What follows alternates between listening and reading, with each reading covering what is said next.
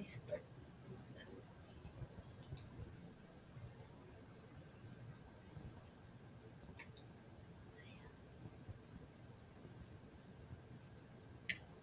Mag-start.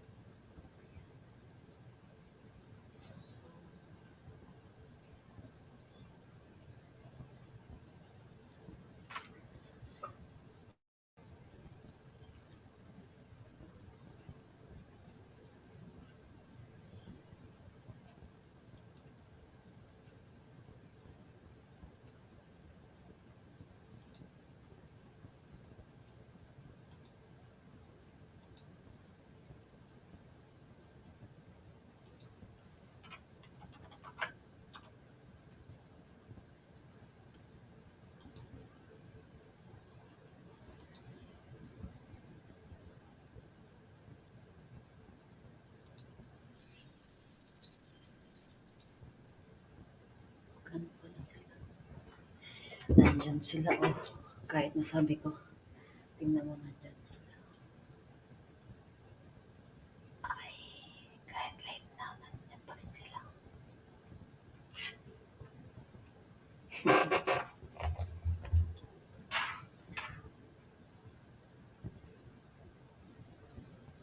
Teka lang, paano ba?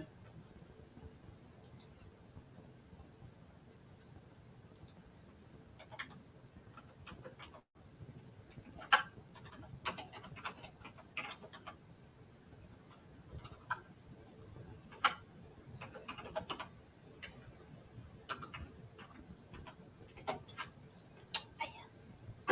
Teka, yes. Tingnan mo nandyan na yung mga viewers.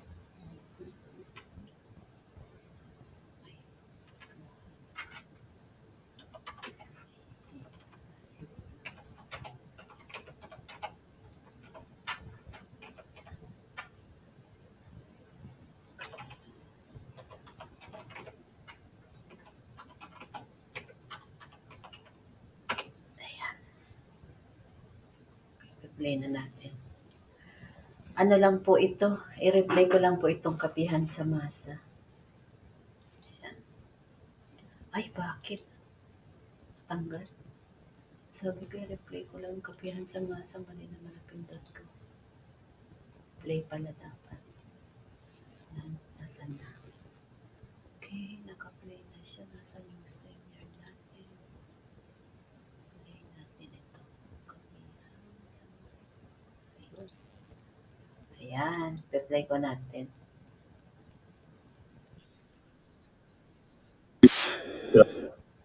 Ayan.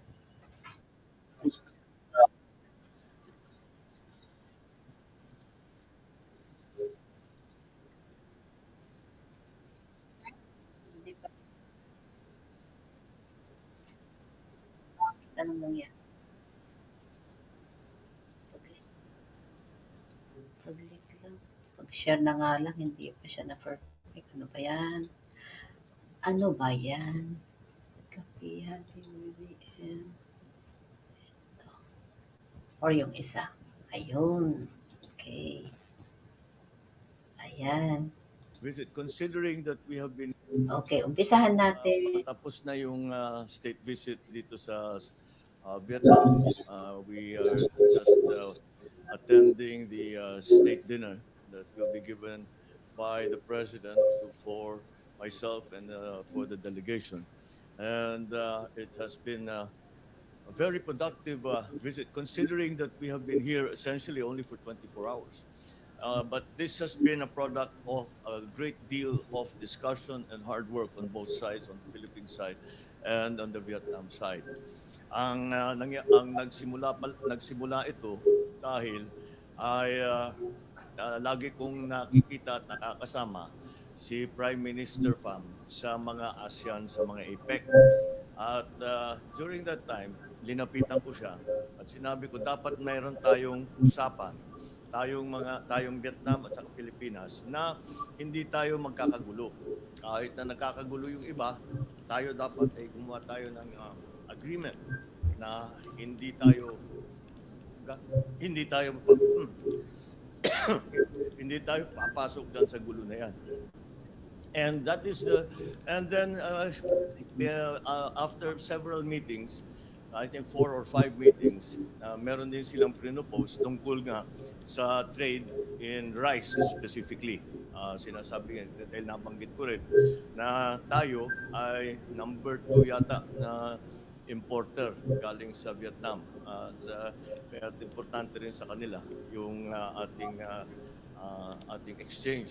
At syempre para sa atin, very important yan because it is a way to assure that we have a sufficient supply of rice. Nagsimula sa ganyan, ngunit syempre lumawak na ang usapan at napunta sa mga iba't ibang bagay hanggang sa security, hanggang sa agri, hanggang sa transfer of technology, napunta sa infrastructure development dito sa Vietnam, pati na ang pagbuo ng isang sistema para meron tayo, makamina tayo ng mga tinatawag na green minerals at mula ron ay makakagawa tayo ng baterya sa Pilipinas at ito ay ilalagay sa electric vehicles. Hanggat inaantay natin na mangyari yun, the electric vehicles are already available and they want to enter into the Philippine market with the electric vehicles from here in Vietnam. Ito'y galing sa Vin Group.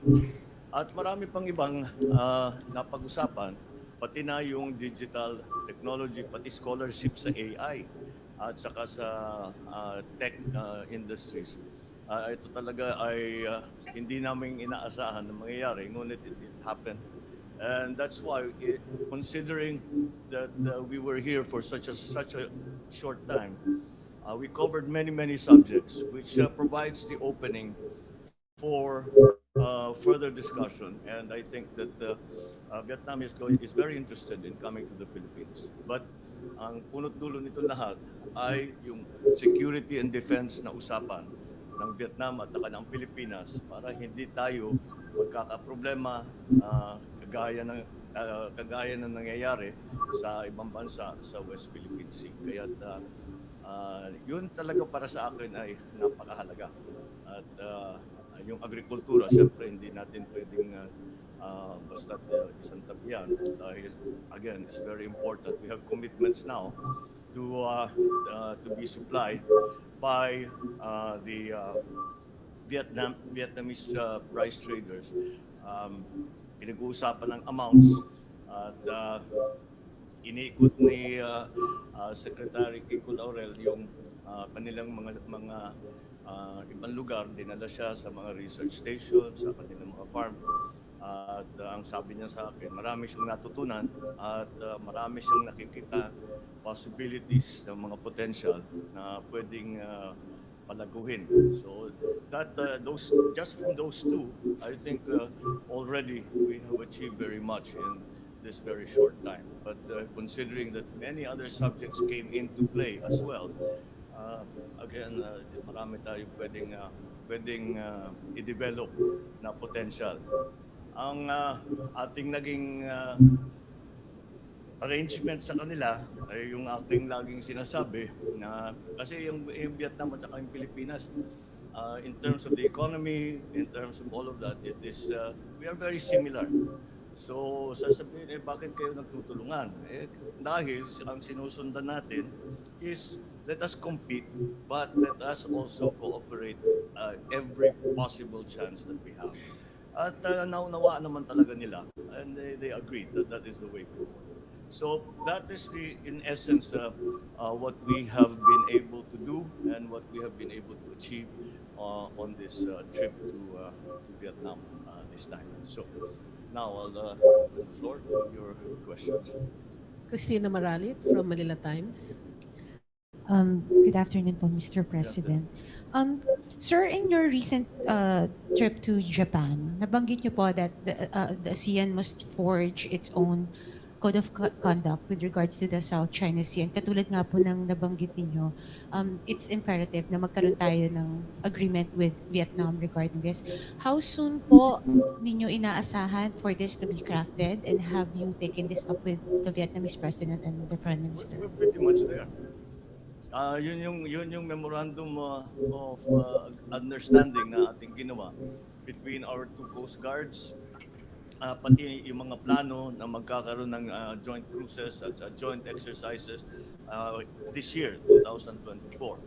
So, talagang yung sinasabi ko noon na magkaroon ng agreement, kung hindi natin matapos ang Code of Conduct with ASEAN and China, ay sabi ko, hindi gawin natin bilateral lang muna ng members of ASEAN para naman hindi na natin kailangan alalahanin na magkakaproblema tayo sa Vietnam, magkakaproblema tayo sa Brunei, magkakaproblema tayo sa Malaysia, etc. etc. So that is what that's the effort that we're trying to do, and we have succeeded in that to a certain measure here in Vietnam. Thank you, sir. Thank you. Kenneth Pasyente, PTV4. Hi sir, good afternoon. Good afternoon. Sir, may update po ba dun sa napagkasunduan ng Department of Agriculture ng Pilipinas at ng Vietnamese National Assembly noong 2022 kung saan yung isusulong po yung kooperasyon sa pagsasaka at pangingisda? Isa po ba yun sa na-discuss nyo rin? Marami tayong napag-usapan.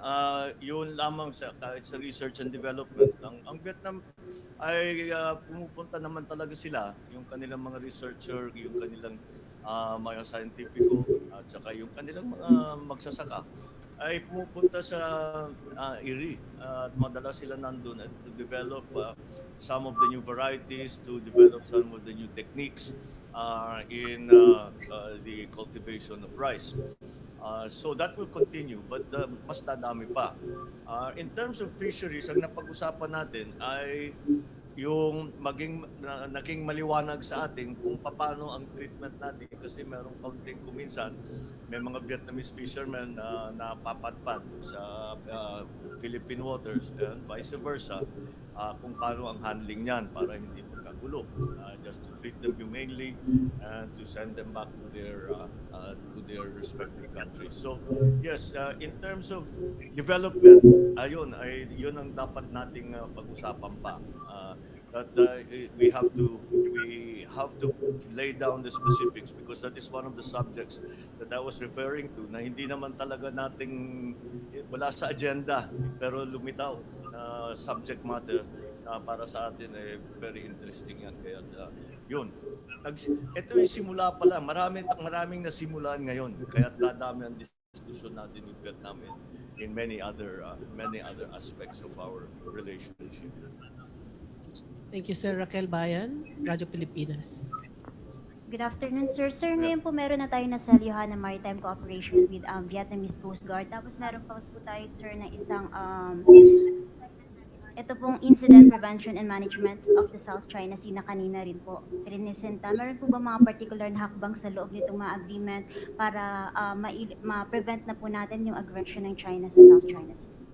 Well, the agreement is between Vietnam and the Philippines. So, kung anong gawin ng ibang bansa, hindi naman kasama yon. Basta ang ating usapan with Vietnam is pagka may nangyari, meron tayong maliwanag na paraan kung paano pag-usapan para hindi lumaki ang gulo. Hindi naman tayo we don't have any confrontations with Vietnam, as a matter of fact, despite the fact that we have conflicts in territorial waters, about territorial waters, but it has never been beyond. It has never gone beyond any diplomatic contacts. Hindi na pupunta sa gulo kagaya sa mga nangyayari sa nakaraan. So it is a bilateral arrangement between the Philippines and Vietnam. Thank you, sir. Other topics? Kat Domingo of ABS-CBN. Okay. Hi, sir. Good afternoon. Sir, how is your relationship with Vice President Sara Duterte after her family spewed vitriol against you, your wife, and your administration? Well, it's exactly the same because she hasn't said anything of that nature. And wala naman siyang sinasabi na ganyang klase. So, hindi naman nagbabago. Sir, follow up. Will you keep her as your education secretary despite calls?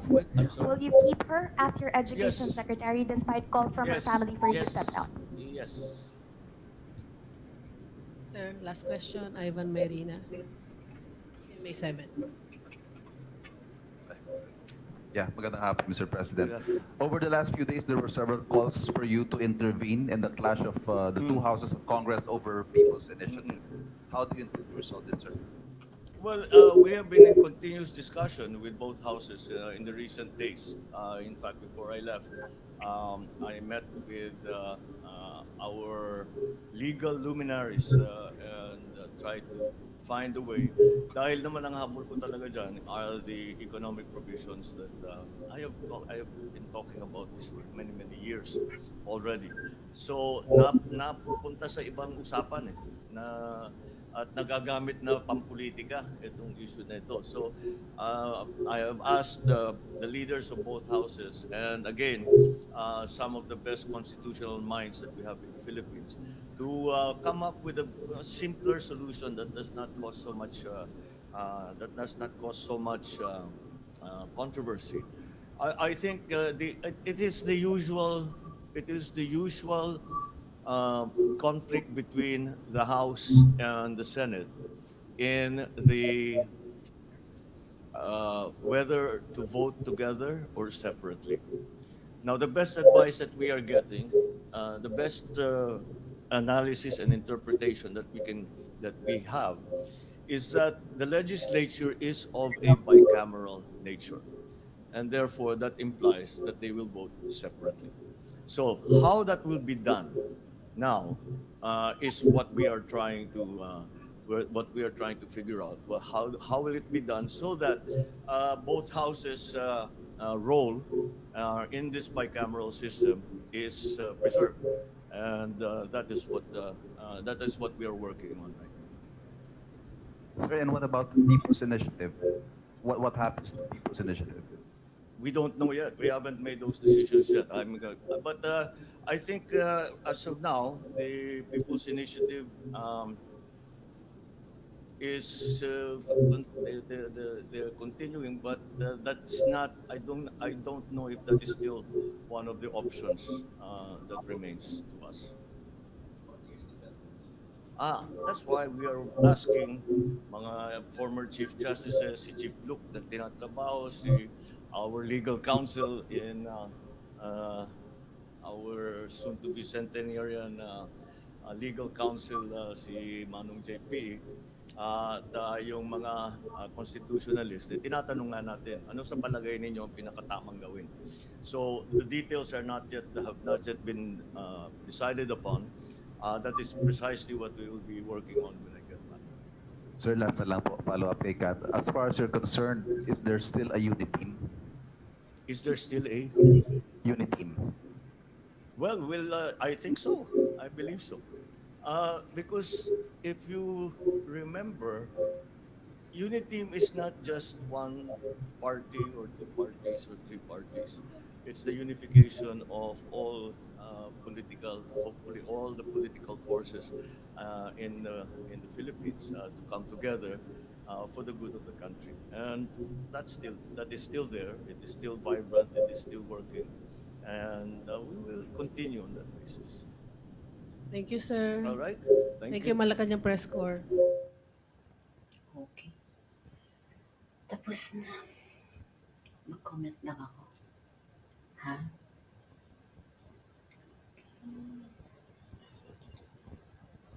Okay. Sandali lang. At yung Utilities Live mula dito sa Bulacan. Balik sa'yo. Ella? Maraming salamat, Nestor Torres. Okay, so actually nagre-live lang po ako para sa hindi na ako magdi-discuss. Nagre-live lang po ako dun sa Malacanang. At nag-start na rin po si Sis Carcleia. Bukas na lang po tayo mag-discuss. Maraming salamat. Pag-end live na rin po ako. Thank you so much po sa pagpunta. Coco Melon, Randy Reyes, Sis Rayanne, Nelson Gontang, and sino yung mga Sir Sandy Calma, Sen Chang, Golda Relolosa, Biktima 147, Sir Max Ilarde, Sis Lori Pajardo, thank you so much sa pagpunta ninyo. Nag-relive lang po ako kasi alanganin yung oras, mag-overlapping kami ni Sis Carglea. Bukas po, naghanda ako ng mga topic natin. Thank you. Bye-bye.